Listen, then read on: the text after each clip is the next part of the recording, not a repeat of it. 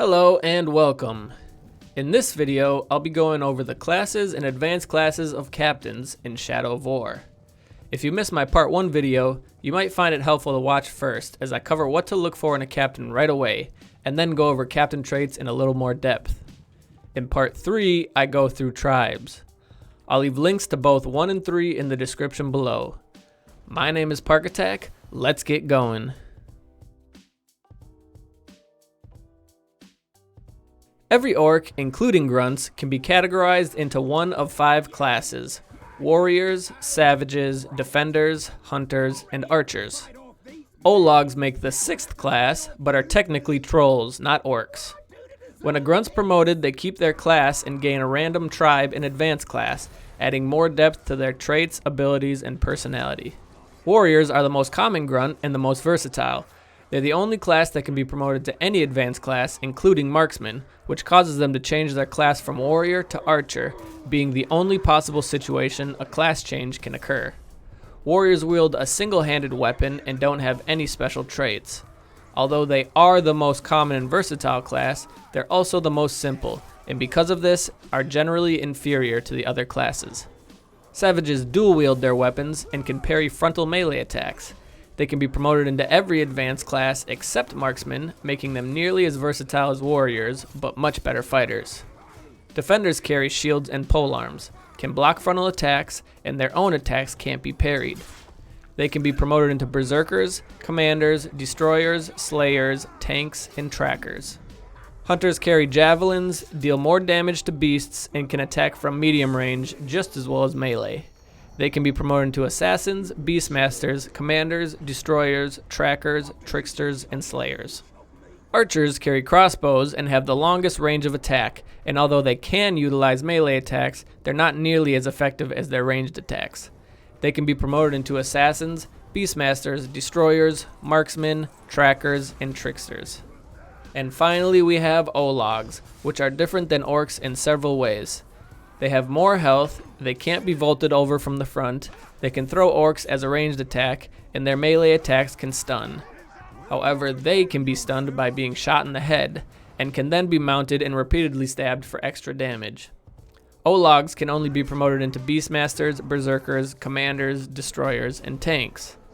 While tribes do affect cosmetics and personality, they unfortunately don't grant any tribe bonuses to Ologs. That being said, there are a few random special abilities only Ologs can obtain that can be found in the strengths list under bonuses.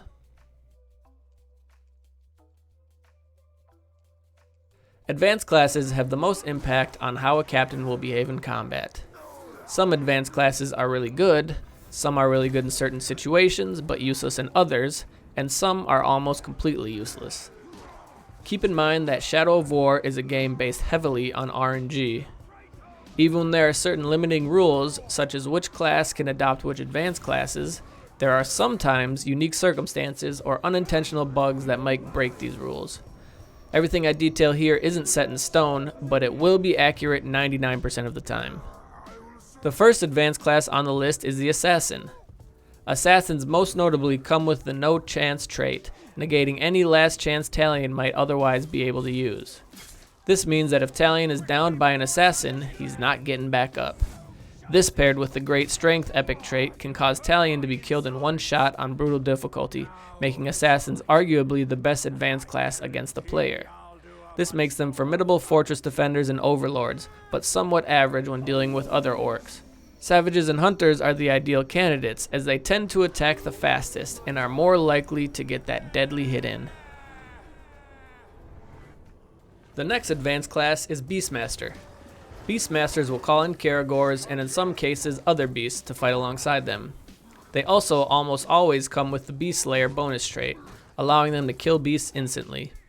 This pairs extremely well with the Bestial Frenzy hate trait, which enrages them after killing a beast. Because of their ability to control beasts, it never hurts to have at least one of these guys on your fortress assault or defense teams. All classes except defender can become beastmasters, with Olog and Hunter being my 2 favorite. Ologs will stay alive longer, allowing more beasts to be called, but hunters can more easily deal with threats from a distance. Berserkers are the champions of the fight pits and 1v1 encounters.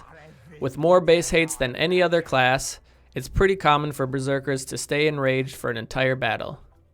On top of that, with the Furious Charge trait, Berserkers have a great gap closer, and if your Berserker also happens to be a Savage, they'll acquire the Flying Axes trait, giving them a ranged attack. This makes Savage the best class for Berserkers, but Defenders also get a unique stun with Shield Quake, and Hunters attack obnoxiously fast when enraged, so these two are the runner-ups. Berserkers will sometimes attack nearby allies, making them less than ideal for fortress assaults and defenses, or other encounters that involve large numbers. One weakness to look out for on a Berserker is exhaustion. Although it's already a bad trait to have on any captain, it's particularly bad on Berserkers, causing them to become dazed after every enrage. While Berserkers specialize more in 1v1 combat, Commanders do the opposite, calling in reinforcements and placing war banners to enrage nearby allies. This makes them one of the best classes for fortress assaults and defenses, and also makes them pretty efficient bodyguards. Similar to Beastmasters, you want your commander to stay alive for as long as possible in order for them to continue calling in reinforcements, and because of this, Ologs and Defenders make great commanders. Archers and Hunters are also decent choices, as they can usually stay out of danger by keeping their distance. Bloodlust causes a captain to become enraged when they are nearby other enraged allies, making it a great hate to have on a commander. Along with the War Banner ability, which enrages allied grunts, Bloodlust will in turn enrage the captain, causing a continual loop of rage for both the grunts and the captain. The next advanced class is the Destroyer. Destroyers specialize in explosives, such as placing mines and throwing bombs. Unfortunately, Destroyer's strength lies in AoE and dealing with large numbers of enemies, but is entirely outclassed by both Beastmasters and Commanders. Throwing bombs and laying mines might seem like a good idea on paper, but because of friendly fire, these explosive experts usually end up dealing more collateral damage than it's worth. The Marksman is a rather unique advanced class, seeing as they can only be promoted from an archer, or in rare cases, a warrior that decides to convert. Unrivaled range makes these captains extremely obnoxious to come across, oftentimes sniping you before you can even see them. However, with great range comes great weakness, and as soon as you can shadow strike your way over to them, the fight becomes much more manageable. Because of this, the Marksman is one of the less useful advanced classes, only being somewhat useful in fortress assaults and defenses, where they have a better chance of staying back and out of the fray. While Marksmen might have only a few uses, Slayers are arguably the most versatile advanced class, being strong in 1v1s, large encounters, and against Talion. The Slayer's strength lies in their advanced class abilities. Triple Strike is one of the best offensive moves in the game, making them dangerous in pit fights and 1v1 situations, second only to Berserkers. Quick Learner only applies to the player character, but can make fighting a Slayer tricky, as the longer they stay alive, the more things they can adapt and become immune to. They also do just fine in large-scale encounters, simply because of the fact that they don't have any downsides. Unlike Berserkers, they won't attack allies, and unlike Destroyers, they won't cause any collateral damage. Archers and Ologs are the only classes that can't become Slayers, and Warriors, of course, aren't as good as the rest. So Defenders, Hunters, and Savages are the best choices, all of them being about equal. If you're lucky enough to come across a Slayer with 5 immunities, at least 1 good hate, and no weaknesses, you found yourself a lifelong friend. Next up is an advanced class that sounds a lot more useful than they actually are. Tanks. Tanks can heal themselves and knock back nearby enemies, and unfortunately, that's about it. The complete lack of any kind of taunt mechanic makes these defensive captains rather useless, as enemies don't really feel the need to focus their attacks on them. One area I've noticed they can thrive in is actually the fight pits. For some reason, tanks are often able to pull off 1 or more full heals in the fight pits, so if you can find one with a couple good hates, you might have yourself a decent pit fighter. Tracker is another advanced class that doesn't bring much to the table. If you're trying to sneak into a contested area, a tracker is likely to appear and point you out or ambush you. That's pretty much it. This might make them viable for online fortress defenses, but to be honest, the spot would probably be better filled by a captain with a more useful advanced class. The last advanced class on the list is sadly the unimpressive Trickster.